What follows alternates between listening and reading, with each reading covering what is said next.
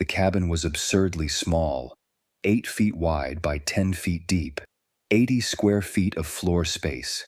That's smaller than most people's bedrooms, smaller than many garden sheds, barely larger than a walk-in closet. Inside there was room for a narrow bunk, a tiny stove, a small shelf for supplies, and almost nothing else. A man could stand in the center and touch both side walls with his arms outstretched. It looked like a joke, like a child's playhouse, like something built by someone who fundamentally misunderstood what a cabin needed to be. The other trappers in the Bitterroot Mountains of Montana Territory in the winter of 1893 looked at Sven Johansen's cabin and laughed. They called it the doghouse. They called it the coffin. They said no man could survive a Montana winter in something that small. Where would he store his supplies? Where would he move around? Where would he escape the claustrophobia of being trapped in a box, barely bigger than himself for months on end? They said he'd go mad from confinement. They said he'd freeze because there wasn't room for enough firewood storage. They said he'd starve because there wasn't space for adequate food storage. They said many things, all variations on the theme that Sven Johansen had built something too small to sustain human life through winter.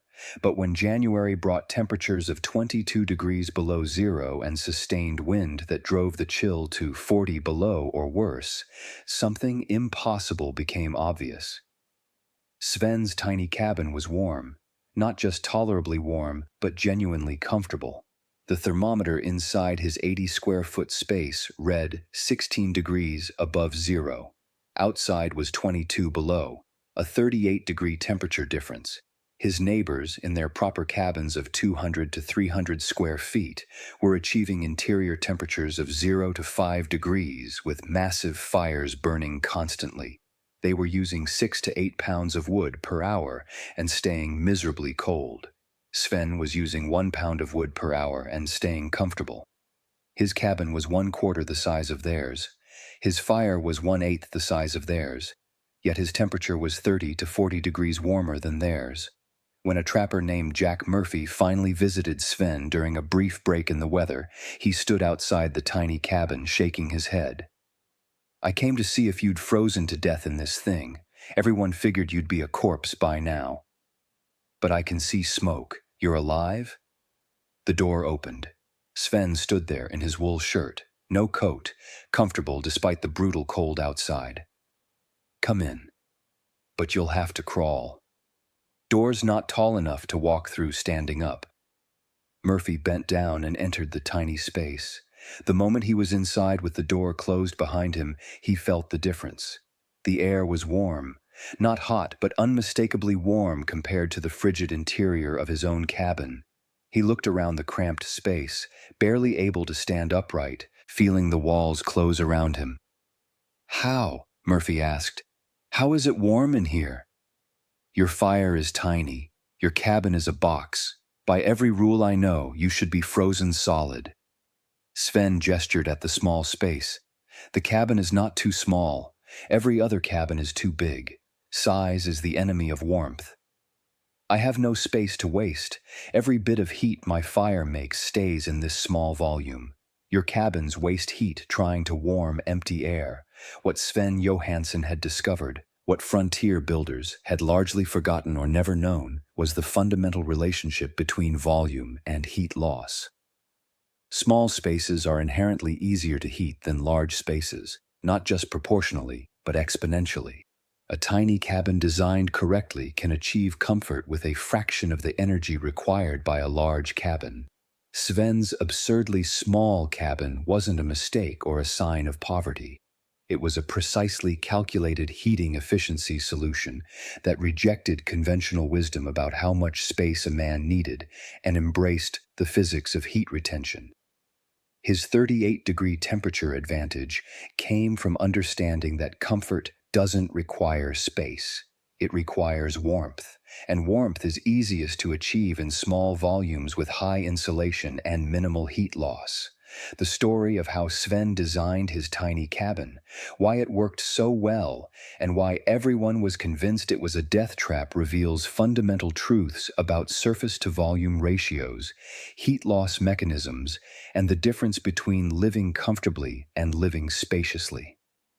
Sven Johansen was born in northern Sweden in 1861, in a region where winter was a 6-month siege and fuel was scarce.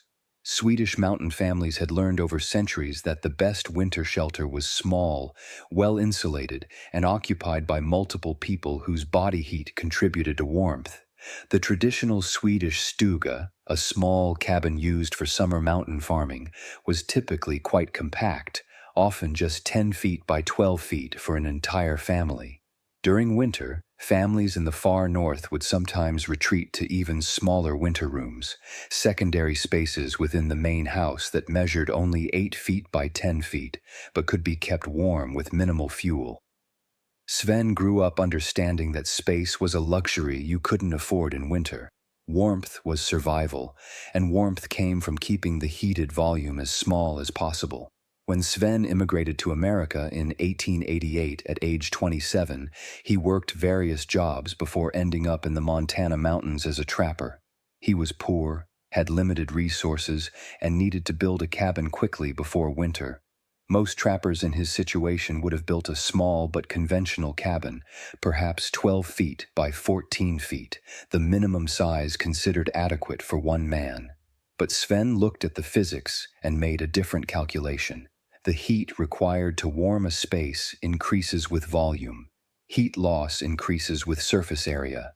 The ratio of surface area to volume determines efficiency. Larger spaces have better surface-to-volume ratios in absolute terms, meaning a cube shape minimizes surface area for a given volume. But the total heat loss still increases with size because total surface area increases. A cabin twice as large has approximately twice the surface area and requires roughly twice the heat input to maintain the same temperature, all else being equal. But in frontier conditions, all else was not equal. Larger cabins had more infiltration because they had more gaps and cracks. Larger cabins had more thermal bridging because they had more wall length. Larger cabins required larger fires, which created stronger drafts that pulled more warm air up the chimney. The actual heat requirement of a large cabin could be 3 to 4 times higher than a small cabin for the same interior temperature. Sven calculated that if he built a cabin 1/4 the size of a typical trapper cabin, he could heat it with 1/8 to 1/10 the firewood. This would save enormous amounts of labor cutting and hauling wood. It would also mean his limited supply of nearby timber would last much longer. The trade-off was space. He'd be living in what amounted to a large closet. But Sven reasoned that he'd rather be warm in a small space than cold in a large space. Comfort mattered more than spaciousness. In September 1892, Sven began building. He selected his site carefully, a location with southern exposure protected from north wind by a rock outcropping. He wanted maximum passive solar gain and minimum wind exposure. The cabin dimensions were 8 feet by 10 feet exterior, with 6-inch thick walls reducing interior space to approximately 7 feet by 9 feet. Total interior floor space was 63 square feet. The ceiling height was 6 feet 4 inches at the peak, sloping down to 5 feet at the eaves. Sven was not a tall man, about 5 feet 8 inches, so the ceiling was adequate for him, though anyone taller would have to stoop. The walls were built using a modified log construction. Sven used 6-inch diameter logs, carefully fitted and chinked with moss and clay mixed with animal hair. But he built the walls double layer with a 3-inch gap between inner and outer walls. This gap was filled with dry grass and moss, creating an insulation cavity. Total wall thickness was approximately 15 inches, accounting for the 2 log layers and the insulation gap. This was far thicker than typical cabins, which use single 8 to 10-inch log walls. The roof was steeply pitched at 45 degrees to shed snow, and it was heavily insulated. Over the roof boards, Sven laid 6 inches of dry grass, then a layer of birch bark for waterproofing. then another 6 inches of grass, then finally a sod covering. Total roof thickness was approximately 14 inches. The R value of this roof was probably 50 to 60, far exceeding typical cabin roofs with R values of 10 to 15. The floor was elevated on short posts, creating a 6-inch air gap between the floor and the ground. The floor itself was split logs laid flat, with moss stuffed between them. This prevented ground cold from conducting into the cabin and provided a small amount of insulation. The door was small, only 4 feet high and 2 feet wide. You had to bend down and squeeze through it. This small door minimized heat loss when entering or exiting. Sven built a small vestibule, essentially an additional tiny room 2 feet deep outside the door. This created an airlock. You'd enter the vestibule, close the outer door, then open the inner door. Cold air stayed in the vestibule rather than rushing directly into the warm interior. The window was tiny, approximately 8 inches by 12 inches, double glazed using 2 pieces of salvaged glass with an air gap between them. This provided some light while minimizing heat loss. Most cabins had windows 2 to 3 times this size, creating significant thermal weak points. The stove was a small sheet metal box that Sven fabricated himself, approximately 12 inches wide, 14 inches deep, and 16 inches tall. Tiny by normal standards. But Sven calculated it was adequate for the small volume he needed to heat. He positioned it in the exact center of the cabin, equidistant from all walls, ensuring even heat distribution. The stovepipe exited through the roof and included a section that ran horizontally for 3 feet before turning vertical. This extracted extra heat from the exhaust before it escaped. When Sven's neighbors saw the cabin taking shape, the reaction was mockery mixed with pity. A trapper named Bill Davidson watched Sven chinking the tiny walls and finally said, "Sven, I think you misunderstood how big a cabin should be. That thing isn't big enough for a man. Where are you going to store your supplies? Where are you going to move around?" Sven, continuing his careful chinking work, replied, "Supplies I store outside in a cache. I don't need to store them inside. Inside is only for me, my bunk, my stove, and nothing more.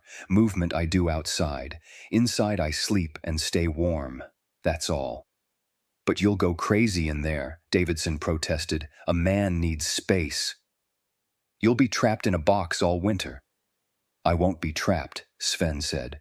"I'll go outside every day the weather permits. When the weather doesn't permit, I'll be warm, and that matters more than space. You'll see. When winter comes, I'll be comfortable in my small cabin, and you'll be cold in your big cabin. We'll see who made the better choice." Davidson left, shaking his head. The story spread. "That Swedish fellow built a cabin the size of an outhouse. He won't last the winter. He'll either freeze, go insane, or give up and move in with someone who built properly." The first test came in November 1892. An early cold snap brought temperatures to 0 degrees with wind. Sven lit his small stove, using split pine cut into pieces no larger than 6 inches long. The tiny firebox could only accommodate small pieces. He burned approximately 1 pound of wood per hour. Within an hour, his cabin interior reached 35 degrees. Outside was 0, a 35-degree difference with 1 pound of wood per hour. He monitored carefully, adjusting the air intake to maintain steady, efficient combustion. That night, temperature outside dropped to 10 below. Sven's interior stayed at 25 to 30 degrees. He slept warmly in his bunk, wrapped in one wool blanket, comfortable. His neighbors in conventional cabins were burning 4 to 6 pounds of wood per hour and achieving interior temperatures around 10 to 15 degrees. They slept in multiple layers of clothing under multiple blankets, still cold. Sven, in his tiny cabin, was objectively warmer with 1/6 the fire. December brought heavier cold. Sustained temperatures below 0, occasional drops to 20 below. Sven's system continued performing. His wood consumption remained around 1 to 1.5 pounds per hour. His interior temperature ranged from 20 to 35 degrees, depending on outside conditions and fire size. He was comfortable in a single wool shirt most of the time. January 1893 brought the severe cold that would prove the system definitively. Temperature dropped to 22 below zero and stayed there for a week. Wind created effective temperatures around 40 below. This was the test. In their large cabins, trappers were fighting for survival. Burning wood at maximum rate, they were barely keeping interior temperatures above zero. Some cabins dropped to 10 or 15 below inside. Men wore every piece of clothing they owned, huddled directly next to red-hot stoves, and still suffered frostbite on extremities. It was misery, and several men were considering abandoning their trap lines and heading to lower elevations. Sven, in his tiny cabin, maintained an interior temperature of 16 degrees above zero, 22 below outside, 16 above inside, a 38-degree temperature difference. His fire burned at approximately 1 pound per hour, same as always. He was warm, not hot, not even what most people would call comfortable by summer standards, but genuinely warm for winter conditions. He could work on his gear inside without gloves. He could sleep without needing excessive blankets. He was surviving the brutal cold with minimal effort and minimal fuel consumption. When Jack Murphy visited and discovered Sven warm and comfortable, Murphy was stunned and confused in equal measure. He sat in the cramped cabin, feeling warmth he hadn't experienced in weeks, and tried to understand how this violated everything he thought he knew about heating. Your cabin is 1/4 the size of mine. Your fire is 1/8 the size of mine. But you're 40 degrees warmer than me. That should be impossible. How? Sven explained patiently, using concepts he'd learned growing up in Sweden. Heat fills volume. The smaller the volume, the less heat needed. Heat escapes through surface area.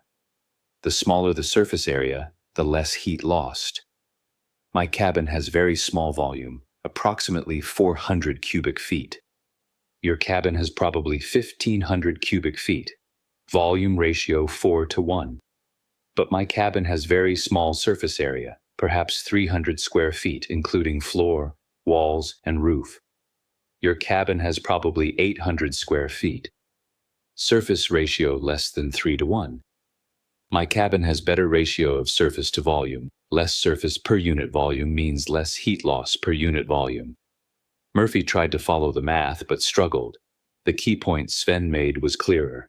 Small is efficient, large is wasteful. Everyone builds large because they think they need space, but space is expensive to heat. I gave up space and gained warmth. Murphy looked around the tiny cabin, barely able to stand, feeling constrained by the close walls. But don't you feel trapped? Don't you feel like you can't breathe? Sven shrugged. I feel warm. That matters more than feeling spacious. And I don't feel trapped. I feel protected. This cabin is a cocoon. It keeps me safe and warm. When weather is good, I go outside and have all the space in the world. When weather is bad, I stay inside and have all the warmth I need. This is enough. Murphy left, his mind working to reconcile what he'd experienced with what he'd believed. Over the next week, he told everyone he met about Sven's tiny warm cabin. The story spread. That Swedish fellow was warm in his little box while everyone else froze in their big cabins. It didn't make sense, but it was true. Several trappers asked Sven if they could visit to see for themselves. Sven welcomed them. By mid-February, perhaps 15 different men had squeezed into Sven's cabin, felt the warmth, and tried to understand the principle. A few grasped it. Most remained baffled but couldn't deny the results. 2 trappers, both struggling badly with the cold, asked Sven if he could help them build smaller, more efficient cabins. Sven agreed. That spring and summer of 1893, Sven helped build 3 tiny cabins based on his design. Each was customized to the occupant's height and preferences, but all were under 100 square feet interior. All incorporated thick insulation, small doors, minimal windows, and careful air sealing. By the winter of 1893 to 1894, 4 tiny high-efficiency cabins existed in the region. All performed similarly, dramatically lower fuel consumption, significantly higher interior temperatures, much greater comfort. The occupants were universally satisfied. One man who'd been skeptical but tried a tiny cabin for a season reported, "I thought I'd hate living in such a small space. I thought I'd feel trapped and miserable. Instead, I felt warm for the first time in 3 Montana winters. I'd rather be warm in 80 square feet than cold in 200 square feet. I'm never going back to a big cabin."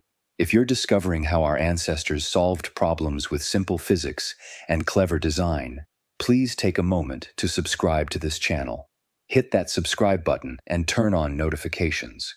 We uncover forgotten techniques that could still teach us about efficiency and sustainability today. Your subscription helps us continue this work. Now let's explore the science behind why Sven's tiny cabin worked so spectacularly well. The physics of heating efficiency in small spaces versus large spaces involves several interconnected principles: volumetric heat capacity, surface area to volume ratio, infiltration rates, and thermal mass distribution. First, the concept of volumetric heat capacity and heat requirements. To raise the temperature of air by 1 degree requires approximately 0.018 BTUs per cubic foot. Sven's cabin had interior volume of approximately 400 cubic feet. To raise the interior temperature from 0 to 30 degrees required approximately 400 times 0.018 times 30 equals 216 BTUs. A typical cabin with 1,500 cubic feet required approximately 1,500 times 0.018 times 30 equals 810 BTUs. Just to warm the air initially, the large cabin required nearly 4 times more energy. But the real difference came in maintaining temperature. Heat loss rate equals surface area times heat loss coefficient times temperature difference. Heat loss coefficient depends on insulation quality. Sven's cabin with 15-inch thick walls and heavily insulated roof had average R value around 35 to 40. His total surface area, including floor, walls, and roof, was approximately 300 square feet. Heat loss coefficient equals area divided by R value equals 300 divided by 37.5 equals 8 BTUs per hour per degree Fahrenheit temperature difference. At 30-degree difference, 22 below outside and 8 above inside, his heat loss was 8 times 30 equals 240 BTUs per hour. A typical cabin with 8-inch log walls and simple roof had R value around 12. Surface area 800 square feet. Heat loss coefficient equals 800 divided by 12 equals 67 BTUs per hour per degree. At the same 30-degree difference, heat loss was 67 times 30 equals approximately 2,000 BTUs per hour.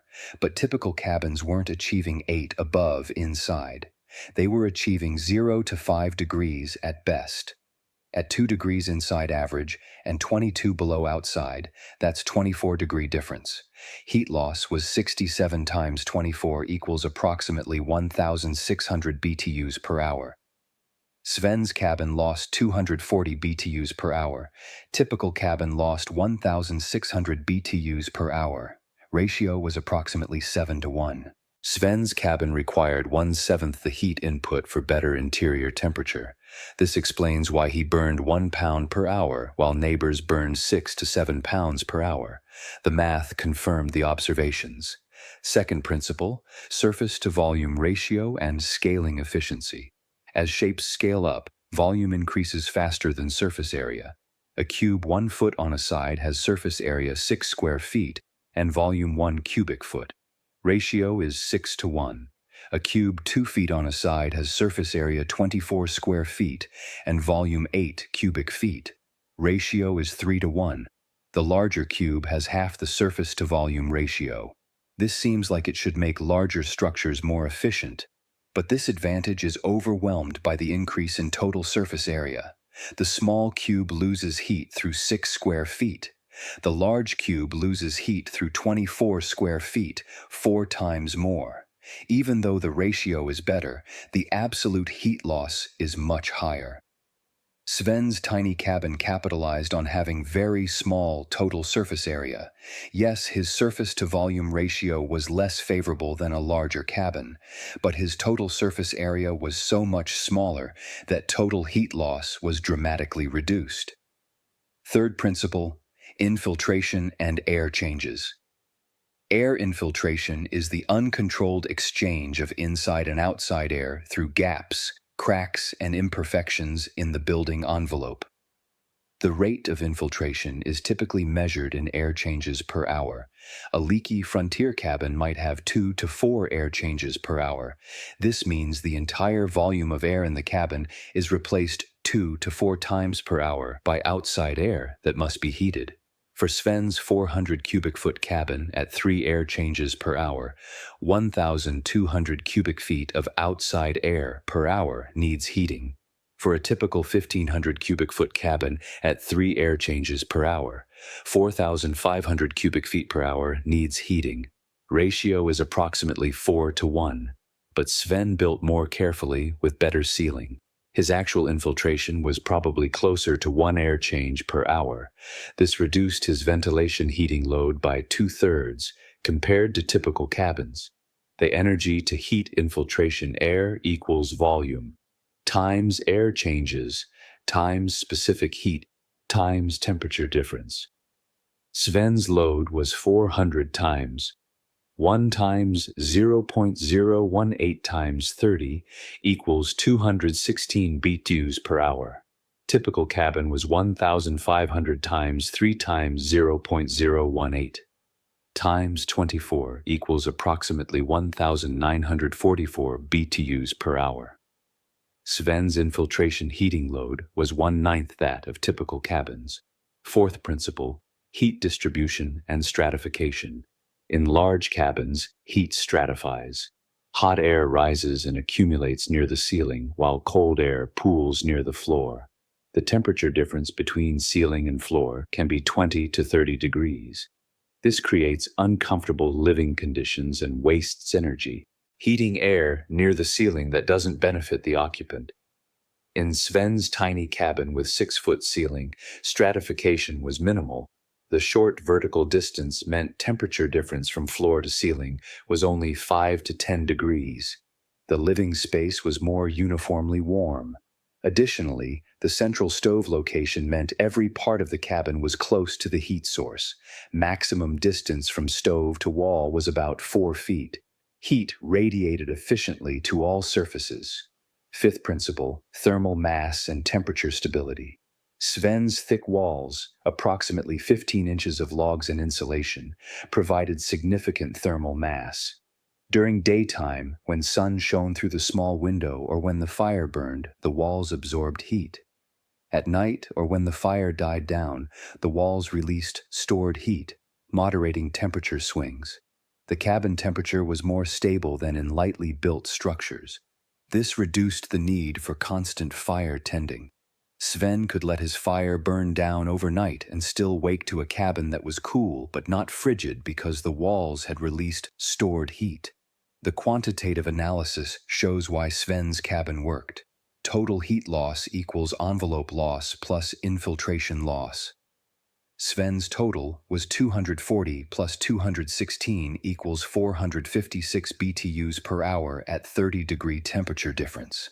His fire burning 1 pound of wood per hour produced approximately 8,000 BTUs per hour gross energy. At 50% stove efficiency, 4,000 BTUs per hour useful heat. He only needed 456 BTUs per hour. The excess capacity meant his fire could burn lower, consume less wood, and still maintain comfortable temperature. Typical cabins lost 1,600 plus 1,944 equals approximately 3,544 BTUs per hour. They burned 6 pounds per hour, producing approximately 48,000 BTUs gross, 24,000 useful at 50% efficiency. But they were achieving lower interior temperatures despite much higher heat input. Why? because their actual heat loss was even higher than calculated due to poor construction, large doorways that opened frequently, and larger fires creating stronger draft that pulled warm air up the chimney. The inefficiency was compounding. Sven's tiny cabin was inherently efficient, and every design choice reinforced efficiency. The practical operation of Sven's tiny cabin required adaptation to limited space. Storage was handled by building an external cache, a small elevated structure where food and supplies were kept safe from animals. Sven would retrieve supplies as needed, bringing only immediate needs inside. This worked fine and actually had advantages. The cache was cold, keeping food frozen and fresh all winter. Clothing storage was minimal. Sven kept only the clothes he wore regularly inside. Extra clothing stayed in the cache. He had one change of clothes, one extra blanket, and that was sufficient. Cooking was done on the tiny stove. Meals were simple, designed to minimize cooking time and fuel use. Sven would make large batches of stew or porridge that could be reheated for multiple meals. The small interior actually made cooking easier because everything was within arm's reach. Personal hygiene was adapted to the space. Sven couldn't bathe inside. Instead, he used snow baths, rubbing snow on his skin to clean, a traditional Scandinavian technique. This sounds brutal, but was actually tolerable once you adapted. The mental challenge of confinement was real. During severe weather when Sven couldn't go outside for days at a time, the tiny cabin could feel claustrophobic. Sven managed this by maintaining routines, doing exercises in place, and accepting the confinement as temporary. He'd grown up in similar conditions and was psychologically prepared. Others might have struggled more. Work on gear and equipment was possible but cramped. Sven could sharpen knives, repair traps, and mend clothing, but the small space limited what he could do. Complex or messy work had to wait for better weather when he could work outside. The spread of tiny cabin design was limited by psychological and practical factors. Many trappers simply couldn't accept living in such small spaces. The idea was too foreign, too uncomfortable, too contrary to American expectations of spaciousness. Some tried tiny cabins for one winter and couldn't tolerate the confinement. They went back to larger cabins despite the heating inefficiency. Others found that their work required more indoor space. Trappers who did substantial pelt processing needed room to work. Those who stored large quantities of supplies needed space. Sven's minimalist approach worked for him but wasn't universal. Families obviously couldn't live in 80-square-foot spaces. Tiny cabins were strictly for single occupants. Despite these limitations, approximately a dozen tiny high-efficiency cabins were built in Montana and Wyoming between 1893 and 1900, all based directly or indirectly on Sven's design. Each showed dramatic efficiency improvements. The concept was proven but remained niche. Sven himself lived in his tiny cabin until 1901, when he married and needed to build a larger home for his family. He built a new cabin that was larger, 200 square feet, but incorporated the insulation and sealing techniques from his tiny cabin. It was far more efficient than typical cabins, though not as efficient as his original tiny design. He lived in the new cabin until his death in 1927 at age 66. His original tiny cabin stood abandoned for many years before eventually collapsing. But during its occupation, it demonstrated principles that remain valid today. Modern tiny houses use the same efficiency advantages Sven discovered. Small volumes require less heating and cooling energy. High insulation combined with careful air sealing creates very efficient envelopes. Modern, tiny houses achieve heating loads so low that body heat and appliance waste heat can provide substantial portions of heating needs. Some tiny houses require no conventional heating system at all in moderate climates. Sven was doing tiny house design in 1892, more than a century before the modern tiny house movement. The principles are identical. Modern building science validates everything Sven intuited. Surface to volume ratio matters, infiltration control matters, insulation thickness matters, total surface area matters. These factors combine to determine heating efficiency. Sven optimized all of them by building extremely small with extreme attention to thermal performance.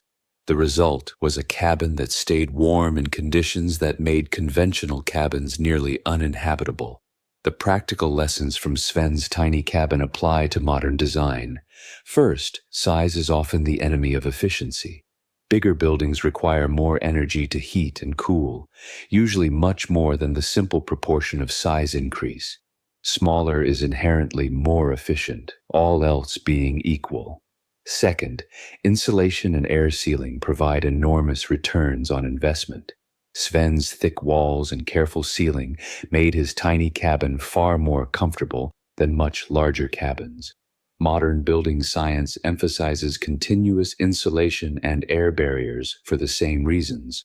Third, comfort doesn't require space. Humans can be perfectly comfortable in small spaces if those spaces are warm, dry, and well ventilated. The modern assumption that everyone needs large houses is cultural, not physical. Fourth, adaptation to constraints can reveal optimal solutions. Sven was forced by limited resources to build small. This constraint led him to a solution far superior to conventional cabins. Sometimes constraints drive innovation that wouldn't occur in abundance. Fifth, psychological comfort with small spaces is learnable. People who initially resist tiny spaces can adapt and often come to prefer them once they experience the benefits. The barrier to adopting tiny, high-efficiency cabins historically was psychological resistance to small spaces. In modern contexts, building codes and zoning regulations present additional barriers. Minimum size requirements, often mandated by code, prevent legal construction of extremely small dwellings in many jurisdictions. These minimums exist partly for safety and partly to enforce cultural expectations about appropriate housing. Modern tiny house dwellers often face legal battles to live in their efficient small homes. Despite barriers, the tiny house movement is growing. People are rediscovering that small, efficient spaces can provide comfortable living with dramatically reduced environmental impact and cost. Heating and cooling energy drops by 50 to 80% when moving from typical houses to tiny houses. This saves money and reduces carbon emissions. The movement validates what Sven demonstrated in 1892. Before we conclude, I want to ask one more time. If this story showed you a different way to think about space and efficiency, please subscribe to this channel right now. Hit that subscribe button, turn on notifications, and join our community. We explore historical innovations that challenge our assumptions about how things should be done. Your support makes this work possible. Thank you. They said Sven's cabin was too small to survive. They were measuring survival by the wrong metric. They thought survival required space, room to move, room to store, room to live as they'd always lived. Sven understood that survival required warmth, and warmth was easiest to achieve in small, well-insulated spaces. His 38-degree temperature advantage proved that small wasn't too small. Small was optimal. His cabin wasn't too small to survive. Every other cabin was too large to stay warm. The trappers who built big cabins because that's what cabins were supposed to be, they worked harder, burned more wood, and stayed colder. The trapper who built a cabin the size of a closet because that's what physics required, he worked less, burned less wood, and stayed warmer. Sometimes too small is exactly right. Sometimes what everyone knows is necessary is actually wasteful. Sometimes the coffin-sized cabin is more alive than the spacious cabin. Sven's tiny cabin wasn't a compromise or a sacrifice. It was the optimal solution that everyone else was too conventional to see. Thank you for watching this story about Sven Johansen and his tiny, efficient cabin. If this changed how you think about space, efficiency, or what's necessary for comfort, please share it with someone who might benefit. And remember that bigger isn't always better. Sometimes bigger is just bigger. Warmer is better. Efficient is better. Comfortable is better. Sven had all of those in 80 square feet. His neighbors had none of them in 200 square feet. The cabin everyone called too small was the only cabin that was sized correctly. Sometimes the fool's cabin is the wise man's castle, and sometimes a closet is warmer than a ballroom.